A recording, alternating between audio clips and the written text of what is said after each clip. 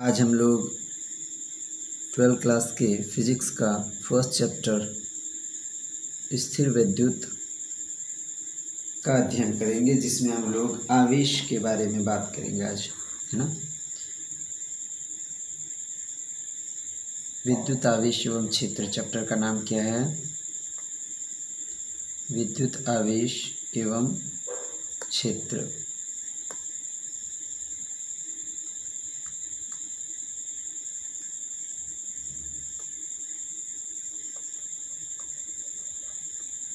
विद्युत आवेश एवं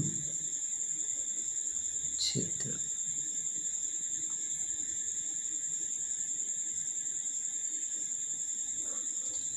इस चैप्टर में सबसे पहले हम लोग विद्युत आवेश के बारे में पढ़ेंगे, है ना। तो विद्युत आवेश,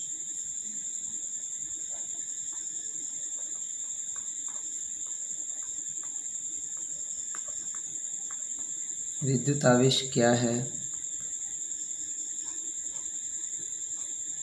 विद्युत आवेश क्या है? विद्युत आवेश किसी पदार्थ का वह गुण है। विद्युत आवेश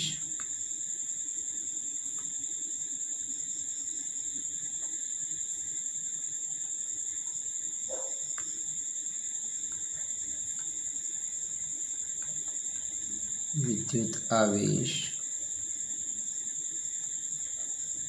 किसी पदार्थ का वह गुण है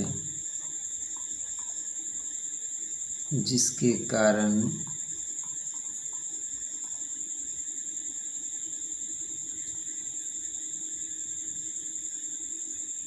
वह पदार्थ विद्युतीय एवं चुंबकीय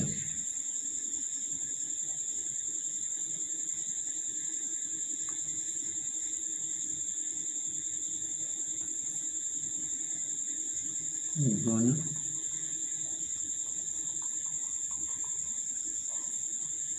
उत्पन्न करते हैं।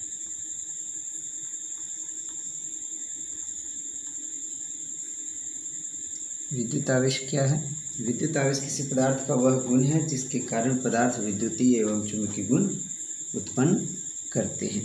आवेश हम लोग जानते हैं बच्चों, आवेश कितने प्रकार के होते हैं? आवेश मुख्यतः दो प्रकार के होते हैं। विद्युत आवेश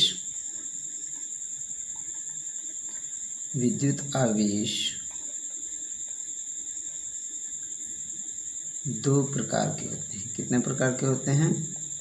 दो प्रकार के होते हैं। पहला धनावेश और दूसरा ऋण आवेश।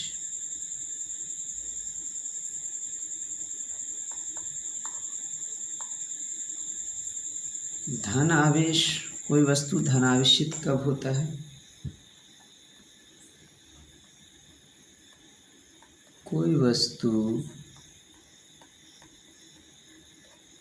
जब इलेक्ट्रॉन का त्याग करता है। क्या करता है? त्याग करता है,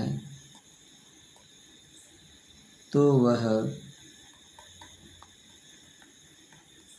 धन आवेशित होता है।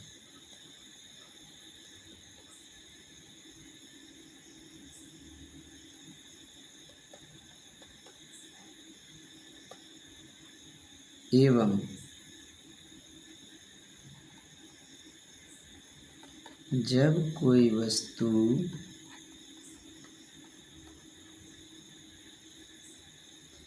इलेक्ट्रॉन ग्रहण करता है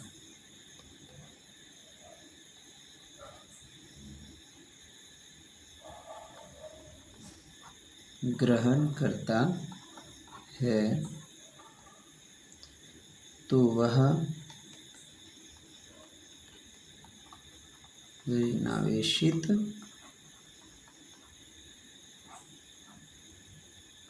होता है। कोई वस्तु धनावेशित कब होता है? जब इलेक्ट्रॉन का त्याग करता है। और ऋणावेशित कब होता है? जब इलेक्ट्रॉन को ग्रहण करता है। मान लेते हैं अगर कोई वस्तु यहाँ ये है ना, और अगर इलेक्ट्रॉन ये ग्रहण किया तो इस पर नेगेटिव चार्ज आ जाता है, ऋणावेशित हो जाता है। और यही कोई वस्तु अगर अपने में से इलेक्ट्रॉन का त्याग किया तो ये क्या हो जाएगा? धनावेशित। जब तक यह कुछ नहीं करता है यह पदार्थ क्या है? उदासीन होता है ना। नहीं इलेक्ट्रॉन का त्याग, नहीं इलेक्ट्रॉन को ग्रहण करता है। जब इलेक्ट्रॉन की अधिकता भी नहीं होती है, कमी भी नहीं होती है, तो वो उदासीन होता है। जैसे ही इलेक्ट्रॉन वह ग्रहण कर लेता है तो उसमें इलेक्ट्रॉन अधिक हो जाता है और वह ऋणावेशित हो जाता है। या जैसे ही वह इलेक्ट्रॉन का त्याग करता है तो वह धनावेशित हो जाता है।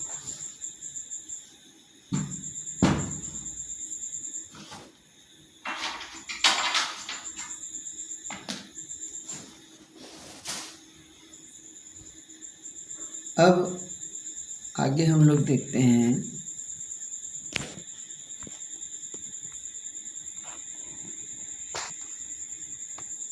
जो आवेश होता है, आवेश का एसआई मात्रक।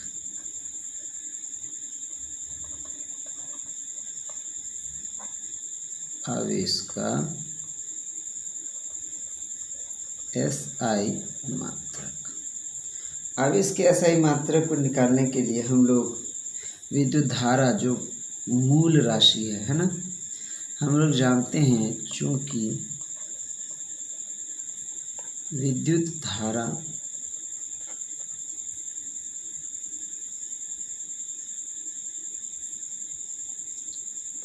क्या होता है? आवेश बटा समय। आवेश बटा समय। इसलिए यहाँ आवेश बराबर क्या हो जाएगा? विद्युत धारा गुना समय। यानी विद्युत धारा को I गुना T लिखेंगे। तो हम जानते हैं धारा का मात्रक क्या होता है? धारा का मात्रक क्या होता है? एम्पियर। तो आवेश का एसआई मात्रक अगर होगा, देखो तो आवेश का एसआई मात्रक, I का एम्पियर और T का सेकेंड, एम्पियर सेकेंड होता है। एम्पियर सेकेंड या फिर कूलॉम। कूलॉम वैज्ञानिक का नाम है ना, कूलॉम भौतिक शास्त्री का नाम है,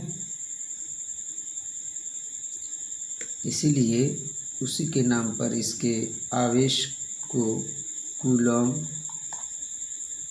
आवेश के एसआई मात्रक को कूलॉम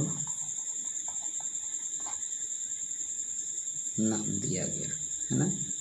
इसे C से सूचित करते हैं, कूलॉम होता है। आवेश का एसआई मात्रक क्या होता है? कूलॉम या फिर एम्पियर सेकेंड है ना। ये क्या है? एम्पियर है। ये क्या है? Ampere second. अब हम लोग आवेश की विमा के बारे में पढ़ेंगे। आवेश की विमा एकदम इजी निकालना, एकदम इजी है। आवेश की विमा है, उससे हम लोग निकाल सकते हैं। आवेश की विमा क्या होगा? आवेश को Q से सूचित किया जाता है ना। तो I और T का विमा I का एम्पियर होता है ना। A से उसको डिनोट करते हैं और टाइम का T है ना। आई का जो हम लोग नोटेशन करते हैं विमा का, विद्युत धारा का हम लोग नोटेशन किससे करते हैं, ए से, और टाइम का टी से। इस तरह विद्युत आवेश का जो विमा हो जाएगी वो क्या होगा, ए टी। ठीक है। अब विद्युत आवेश कैसी राशि है? विद्युत आवेश एक अदिश राशि है।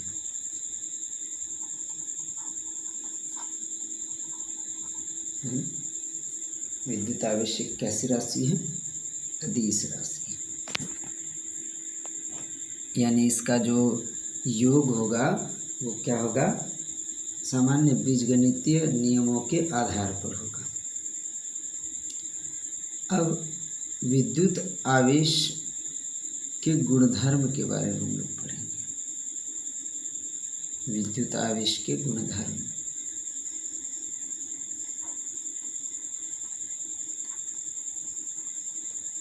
विद्युत आवेश के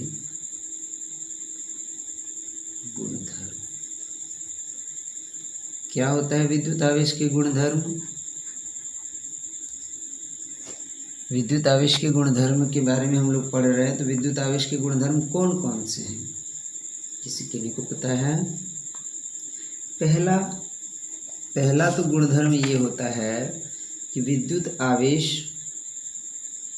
समान प्रकृति के अगर हो तो एक दूसरे से दूर भागते हैं, यानी एक दूसरे को प्रतिकर्षित करते हैं, और अगर विपरीत प्रकृति के हो तो एक दूसरे को आकर्षित करते हैं। तो पहला हम लोग गुणधर्म क्या लिखेंगे, समान प्रकृति के आवेश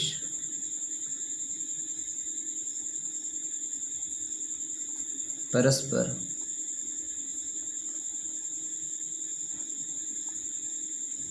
प्रतिकर्षित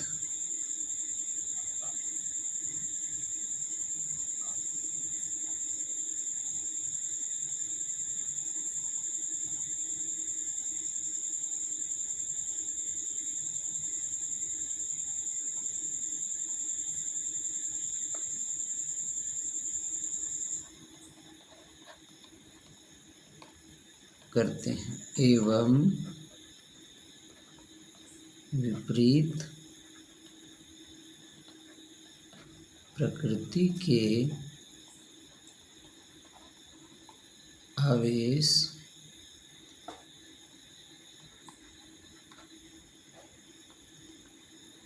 एक दूसरे को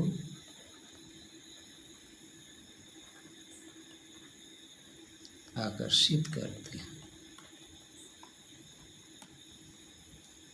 अगर समान प्रकृति के हो, समान प्रकृति के आवेश हो, अगर धनावेश हो और यहाँ भी धनावेश हो, तो ये एक दूसरे को क्या करेंगे, दूर भगाएंगे। इस डायरेक्शन में जाएगा, इस डायरेक्शन में जाएगा। लेकिन यही अगर विपरीत प्रकृति के आवेश हैं,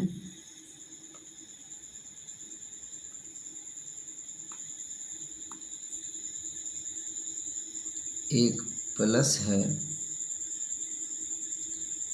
तो दूसरा माइनस अगर हो जाता है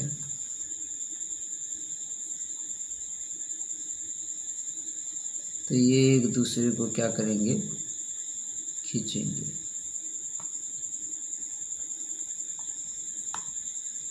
इनके बीच क्या होगा, आकर्षण होगा। फिर एक समान प्रकृति का हम उदाहरण ले लेते हैं। ठीक है, समान प्रकृति जैसे ऋणावेश होता है और यहाँ भी क्या होता है, ऋणावेश। ये भी क्या करेगा, एक दूसरे को दूर भगाएगा। ठीक है, अगर समान प्रकृति के आवेश है तो एक दूसरे को आकर्षित करता है, विकर्षित करता है, प्रतिकर्षित करता है, दूर भगाता है, एक दूसरे पर एक दूसरे के विपरीत बल लगाता है।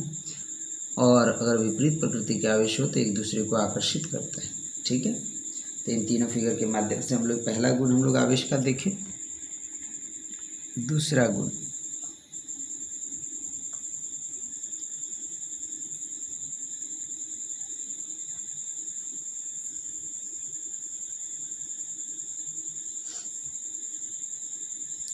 आवेश स्थानांतरणीय होता है। आवेश क्या होता है?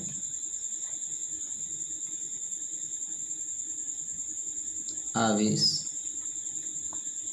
स्थानांतरणीय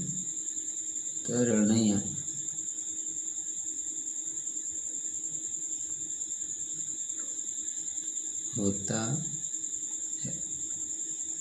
यानी इसका स्थानांतरण होता है एक वस्तु से दूसरी वस्तु की ओर। यह स्थानांतरण इसका स्थानांतरित हो सकता है, अर्थात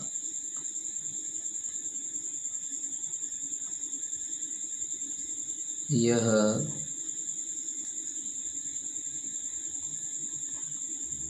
एक वस्तु से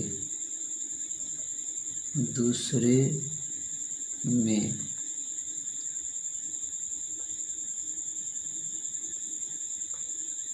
स्थानांतरित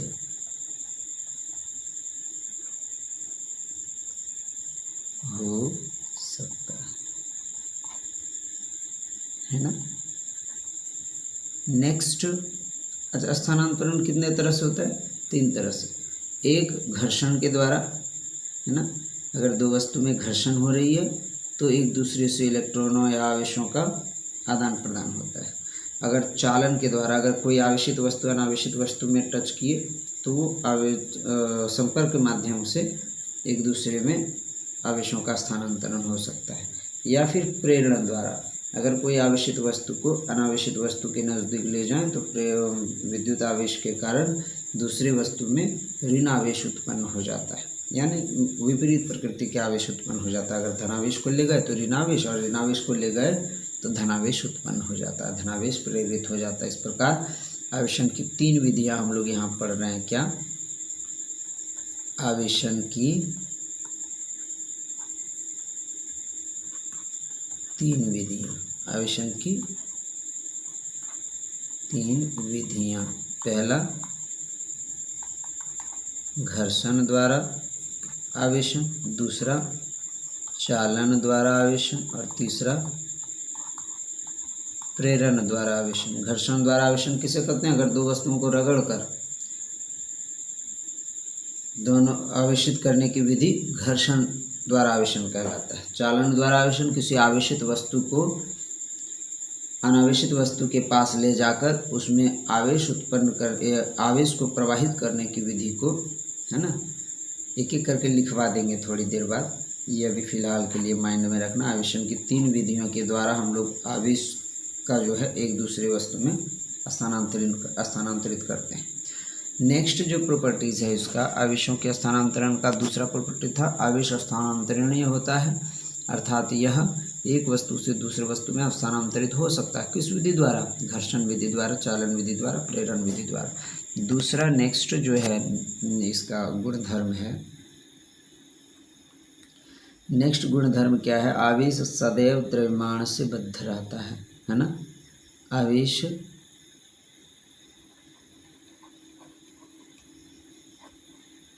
सदैव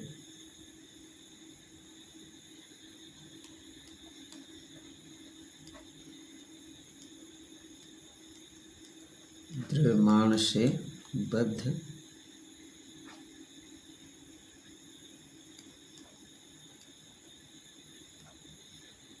रहता है। इसका अर्थ है कि इसमें द्रव्यमान होता है, आवेशों में द्रव्यमान होता है, द्रव्यमान से युक्त होता है आवेश सदैव। चाहे इलेक्ट्रॉन का अगर उसमें स्थानांतरण हुआ, यानी इलेक्ट्रॉन अगर त्याग करता है तो उसका द्रव्यमान कम हो जाता है, और इलेक्ट्रॉन अगर ग्रहण करता है तो उसका द्रव्यमान अधिक हो जाता है। यानी धनावेशों का द्रव्यमान, अगर कोई वस्तु धनावेशित होती है, यहाँ क्या अर्थात यहाँ लिख देते हैं, यदि कोई वस्तु धनावेशित होती है तो उसका द्रव्यमान क्या हो जाता है? इलेक्ट्रॉन के कमी के कारण, किस कारण कम होता है?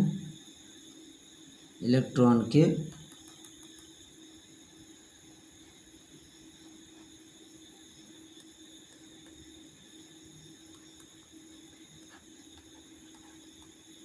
कमी के कारण घट जाता है। ठीक है, अगर धनावेशित हुआ तो इलेक्ट्रॉन का कमी हुआ तभी न घटता है। अच्छा, इसमें अगर ऋणावेशित हुआ तो, तथा यदि वस्तु ऋणावेशित होता है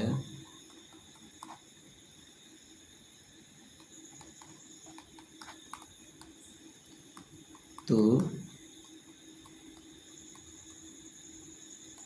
इलेक्ट्रॉन में वृद्धि होने से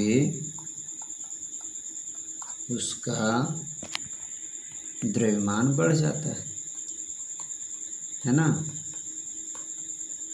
द्रव्यमान बढ़ जाता है। ठीक है, तो हम लोग इसमें क्या पढ़े कि जो है आवेश सदैव क्या होता है? द्रव्यमान से बद्ध होता है। अर्थात अगर कोई वस्तु अगर ऋणावेशित होती है तो उसका द्रव्यमान बढ़ जाएगा, और अगर धनावेशित होगी तो उसका द्रव्यमान घट जाएगा। ऐसा क्यों? क्योंकि धनावेश में इलेक्ट्रॉन का कमी हो जाता है और इस वजह से वो धनावेशित हो जाता है, और जब इलेक्ट्रॉन का कमी हुआ तो कुछ द्रव्यमान चला गया और इस वजह से वो उसका द्रव्यमान घट जाता है। ठीक है, अब आवेश का जो अगला नियम हम बोल रहे हैं वो बहुत ही इम्पोर्टेंट है एग्ज़ाम की दृष्टि से, तो उसको अलग टॉपिक के माध्यम से ही हम लोग लिखेंगे। ठीक है, तो आवेश का जो अगला नियम होता है, अगला जो गुणधर्म होता है, उसको अलग टॉपिक से लिखेंगे। वो अलग टॉपिक क्या हो जाएगा? आवेश के संरक्षण का नियम, आवेश के संरक्षण का नियम। ठीक है, तो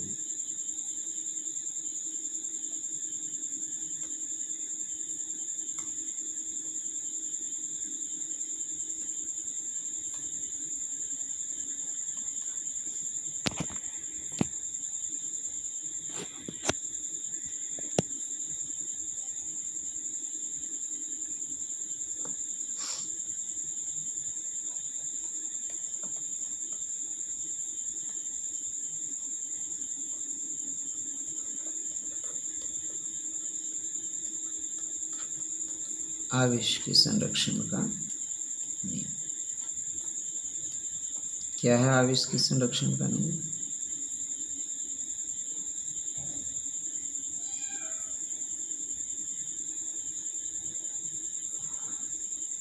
क्या है?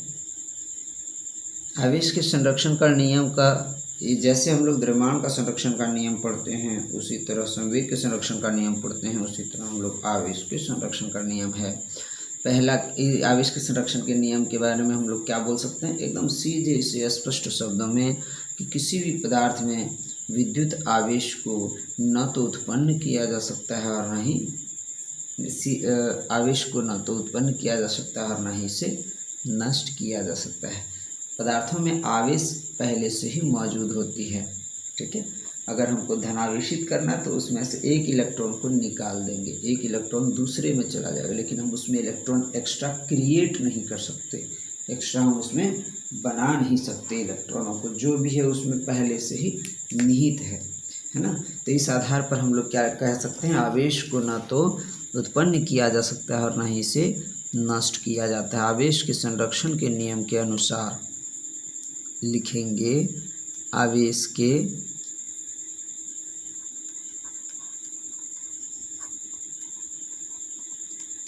संरक्षण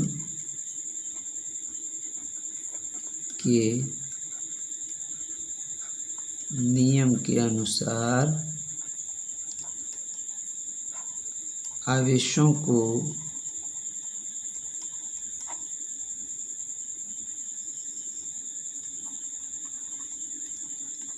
न तो निर्मित किया जा सकता है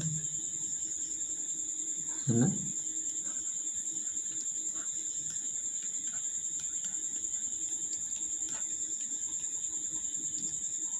और ना ही उसे नष्ट किया जा सकता है।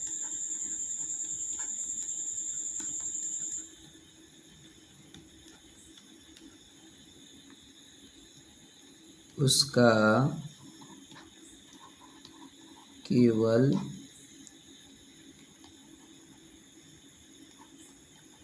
एक वस्तु से दूसरे वस्तुओं में स्थानांतरण होता है। ठीक है, उसका क्या होता है, एक वस्तु से दूसरे वस्तु में केवल स्थानांतरण होता है। इसे हम लोग आवेश के संरक्षण का नियम कहते हैं। ठीक है, अब आवेश के संरक्षण के नियम, इसको हम अगर देखें तो अगर कोई वस्तु में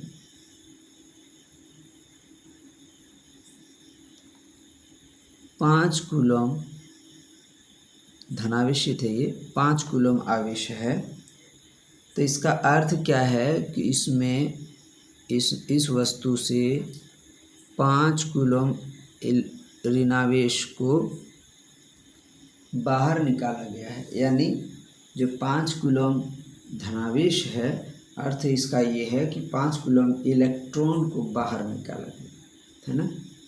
अच्छा, आवेश का SI मात्रक हम लोग क्या पढ़ लेते हैं। इसी प्रकार अगर हम किसी वस्तु का अगर आवेश अगर -2 कूलम है, ठीक है, तो इसका मतलब है कि इसमें से 2 कूलम इलेक्ट्रॉन जुड़ के आया है ना। ये +5 कूलम क्या कब होता है, जब -5 कूलम इसको, यानी 5 कूलम का इलेक्ट्रॉन बाहर निकाला गया। अब ये माइनस अगर 2 कूलम इस पर आवेश ऋणावेशित कब होता है, इसका मतलब इसमें जो 2 कूलम का इलेक्ट्रॉन वापस लिया गया, तब ये माइनस हुआ है ना। यानी कोई पदार्थ है वो 2 कूलम इलेक्ट्रॉन अगर ग्रहण करता है, तब जाके क्या होता है, वह -2 कूलम इलेक्ट्रॉन उसका चार्ज होता है। और ये +5 कूलम होता है। इसका मतलब क्या हुआ कि कोई पदार्थ जिसको जो न्यूट्रल था, जिस पर कोई आवेश नहीं था, वो क्या किया, ऋणावेश को यानी -5 कूलम आवेश को का त्याग कर दिया। हाँ, 5 कूलम इलेक्ट्रॉन का त्याग किया और इस वजह से वो क्या बन गया, धनावेश। अब नेक्स्ट हम लोग क्या देखेंगे, एक चीज़ यहाँ हम लोग मिस कर रहे हैं। आवेश का जो SI मात्रक होता है कूलम, 1 कूलम को परिभाषित करें। ये एग्ज़ाम की दृष्टि से बहुत इम्पोर्टेंट है। हाँ, उसके बाद हम लोग नेक्स्ट प्रॉपर्टीज़ के बारे में पढ़ेंगे। आवेश का SI मात्रक, आवेश का SI मात्रक क्या पढ़े, कूलम। कूलम होता है ना। तो 1 कूलम आवेश जो है, इसको परिभाषित करना है। देखो बाबू, 1 कूलम आवेश का परिभाषा हम लोग कैसे लिखेंगे, एकदम इजी है।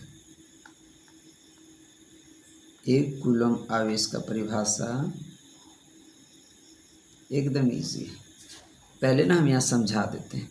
अच्छा, आवेश का जो ये Q जो है वो क्या हो जाएगा, विद्युत धारा गुना T, यही होता है Q = IT। अगर आई हमारा 1 हो जाए, 1 एम्पियर हो जाए गुना 1 सेकेंड हो जाए तो हमारा हो जाएगा ना 1 कूलम। एम्पियर सेकेंड को ही कूलम कहा जाता है। एक गुना 1 बराबर 1, एम्पियर सेकेंड को क्या बोल दिया, कूलम। तो आवेश का मान हमारा हो गया 1 कूलम। इस हिसाब से हम यहाँ क्या लिख सकते हैं कि यदि किसी पदार्थ में से होकर 1 सेकेंड में अगर 1 एम्पियर की धारा प्रवाहित हो तो उसके आवेश को क्या कहते हैं, 1 कूलम। ठीक है, 1 कूलम। यदि किसी चालक में 1 सेकेंड में 1 एम्पियर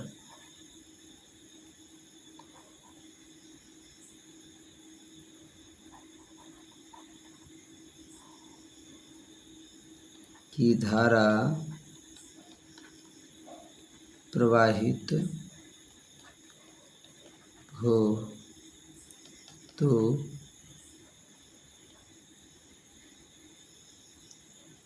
उसमें प्रवाहित आवेश को 1 कूलम आवेश कहा जाता है। 1 कूलम आवेश कहा जाता है। ठीक है, आवेश को क्या कहा जाता है, 1 कूलम आवेश। अब नेक्स्ट हम लोग यहाँ अलग प्रॉपर्टीज इसका देखेंगे, वो क्या है, आवेश का अन्य मात्रक। एक जरा सा कुछ चीज़ें छूट जाने से फिर छूटी ही रह जाती, इसी कारण से आवेश का एसआई मात्रक हम लोग देख लिए थे, क्या, कूलम। तो आवेश का सीजीएस मात्रक क्या हो जाएगा, आवेश का सीजीएस मात्रक स्टेट कूलम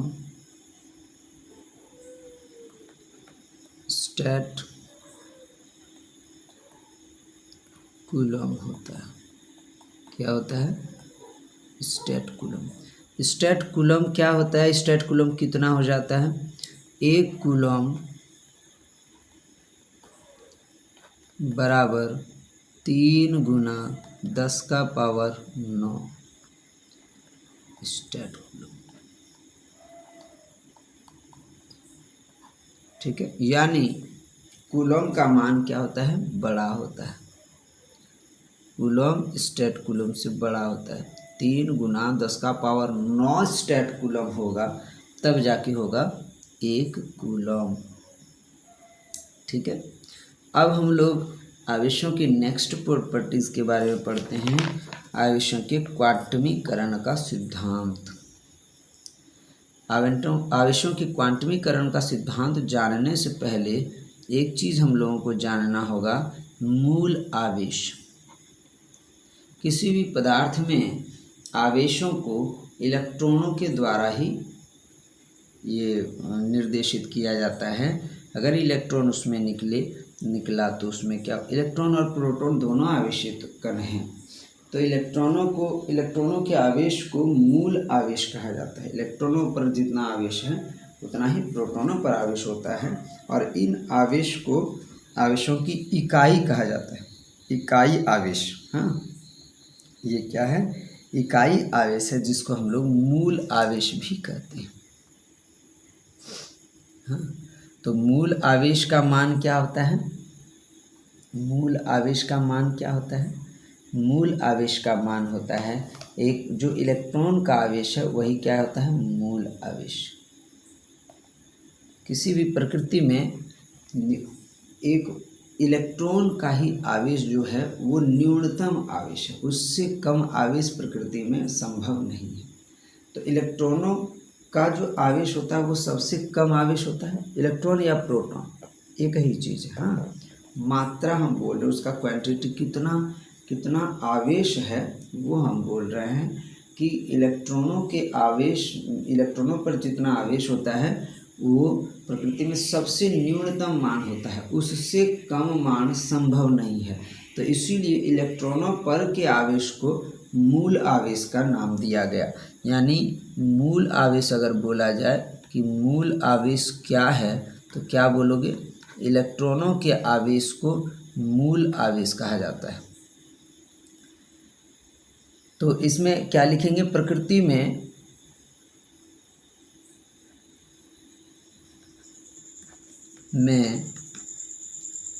आवेश का सबसे न्यूनतम मान, आवेश का सबसे न्यूनतम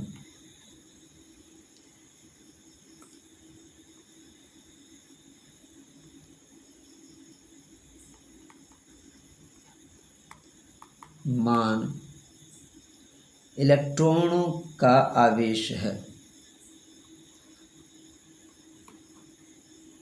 इलेक्ट्रॉनों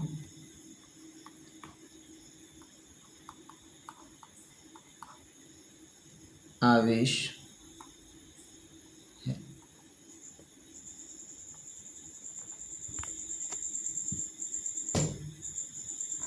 जैसे एक इलेक्ट्रॉन पर आवेश 1.6 इंटू 10⁻⁻19 कूलम होता है। ये आवेश का सबसे न्यूनतम मान है और इसीलिए यह आवेश का न्यूनतम मान है, इसीलिए इसे मूल आवेश कहा जाता है। क्या कहा जाता है? मूल आवेश कहा जाता है। समझ में आ गई बात? यानी इलेक्ट्रॉनों के आवेश को ही मूल आवेश कहा जाता है। इलेक्ट्रॉन का आवेश जो है सबसे कम होता है प्रकृति में, इससे छोटा आवेश संभव ही नहीं है, इसीलिए इसे क्या कहा जाता है? मूल आवेश। मूल आवेश का वैल्यू क्या हो जाता है? 1.6 इंटू 10⁻⁻19 तो कूलम। अगर कोई बोले कि 0.8 इंटू 10⁻⁻19 कूलम इस वस्तु पर आवेश है, तो सीधा हम बोलेंगे कि वह असंभव है, क्योंकि 1.6 से कम हो ही नहीं सकता है। और कोई भी वस्तु में जब कम हो नहीं सकता है, अगर 1 रुपया से कम का अगर हमारे पास कोई सिक्का है ही नहीं, तो जब भी होगा वो क्या होगा? या तो 1 रुपया से कम का एक भी सिक्का नहीं है, तो 1 रुपया से कम का एक भी सिक्का नहीं है, तो हम क्या बोलेंगे? जब भी होगा वो 1 के मल्टीपल रूप में होगा। और इस प्रकार हम लोग अगला नियम पढ़ेंगे, वही चीज़, आवेशों के क्वांटमीकरण का सिद्धांत। आवेशों के क्वांटमीकरण का सिद्धांत। आवेशों के क्वांटमीकरण का सिद्धांत क्या है? आवेशों के क्वांटमीकरण का सिद्धांत क्या है?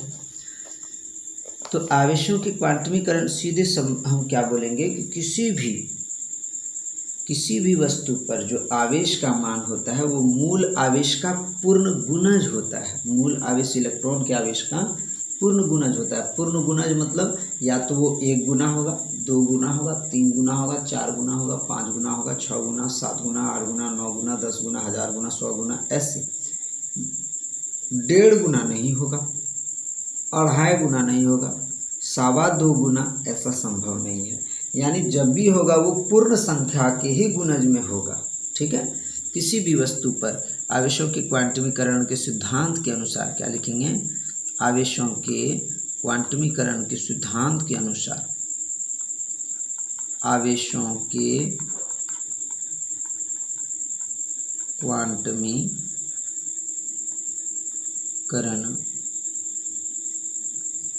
के सिद्धांत के अनुसार किसी भी वस्तु पर आवेश का मान सदैव क्या होता है, मूल आवेश E बराबर कितना 1.9 नहीं 1 पॉइंट क्या होता है सोचो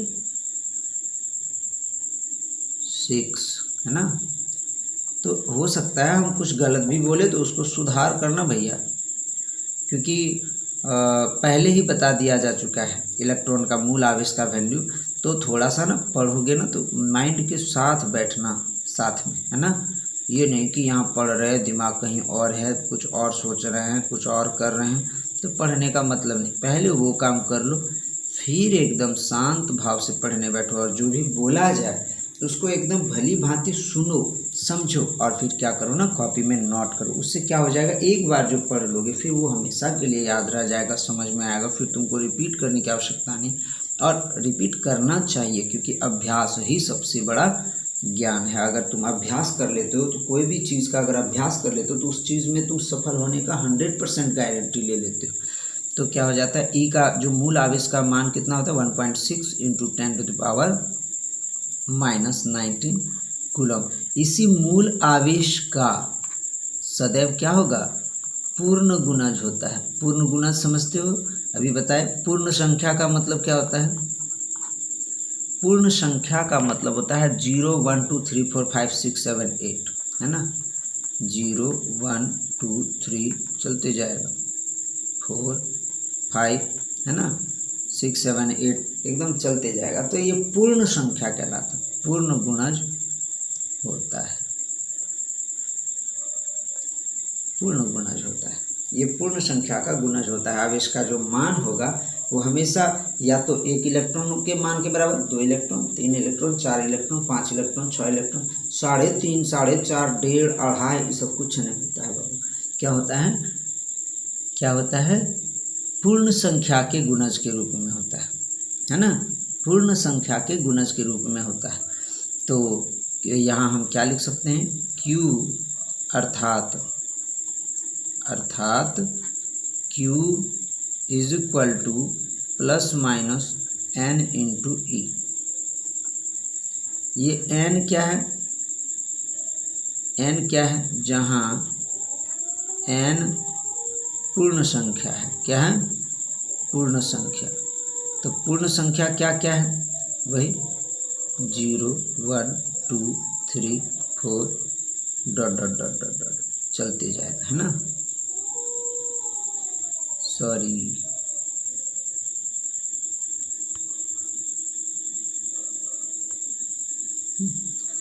तो ये चलते जाएगा। तो ये हमारा क्या कहलाया, आवेशों के क्वांटमीकरण का सिद्धांत। ये क्या कहलाया, आवेशों के क्वांटमीकरण का सिद्धांत। सबको समझ में आ गई बात। तो आज के क्लास में हम इतना ही पढ़ते हैं, फिर नेक्स्ट क्लास में हम लोग इसको कंटिन्यू करेंगे। तो प्लीज़ अच्छे से देखें, नोट ज़रूर करें, समझें, समझ कर एक बार रिवाइज उसको कर ले। जब पूरा कंप्लीट हो जाए तो फिर उसको लिखा हुआ एक बार पढ़ ले, थोड़ी रिवाइज कर ले। और अगर वीडियो अच्छी लगे तो प्लीज़ सब्सक्राइब करना, लाइक करना, कमेंट करना। कोई डाउट हो तो वो पूछ सकते हैं आप कमेंट सेक्शन में। उसके बाद जो है आप वीडियो को और सभी दोस्तों में शेयर ज़रूर करना। आज के लिए धन्यवाद। फिर मिलते हैं अगली क्लास में नई ऊर्जा के साथ।